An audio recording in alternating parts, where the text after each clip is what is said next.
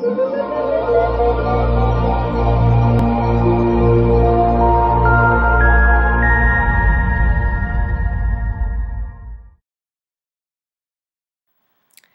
Tennille Hopper here with Pretty Little Pixels and Savvy WordPress Training.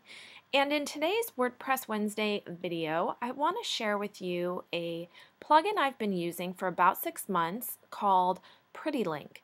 Now, there is a paid and a free version, and I use this on my WordPress website to help me manage my links, inbound, outbound, affiliate links, and it really just helps keep me organized, and I'm allowed to have my branded URL address in the links.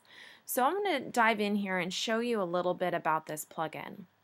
I can add it add a link right here, but I'm going to go to my dashboard on the left hand side and go add new. Okay. So here I could add a target URL. It could be, I'm doing a guest post, or I'm doing something where I'm linking to someone's site, and I could put the URL address of that blog post right here in this target URL. Now, I want it to be a permanent redirect link, and I can put that, it could be prettylittlepixels.com, and it could be special guest post. I'm just thinking of something here. And then it could be, a title that's like XYZ guest post. Probably want something a little catchier than those things, but that's just to get us started here. And so for the options, I could create a group. So if I had, let's say, a group of just guest blog posts, I could create a group for that. I also have created some groups like affiliates or my own blog post, books and guides. And it's really nice to put these into a group, because if you start using it and you might have, let's say, 1,000, external links where you're using Pretty Link, it's hard to search things without having some kind of group label to it. Alright, so I'm going to go ahead and leave the rest of those settings. I'll just leave that as none. Leave those settings, and I do want to track this, so we'll go ahead and leave that there. And then I would just hit create. So that's how I would add a Pretty Link. Now, if I wanted to edit or some of the other functions, I would go right here to Pretty Link.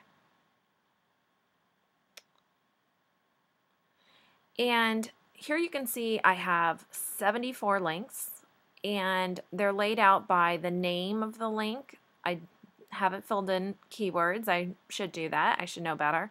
And uniques and hits, and the group, when it was created, the actual Pretty Link, which I could just hit copy, and then the target URL address. So that's really just going to MailChimp.com. If I wanted to edit it, I can just hover over here and hit edit, and then it's going to look just like how it did when I added a link. Or I could delete it, I could reset it, hits, tweet, email.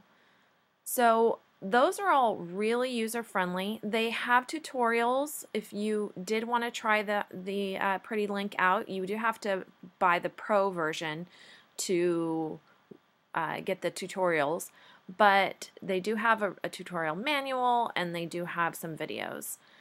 And I'm going to show you one last thing.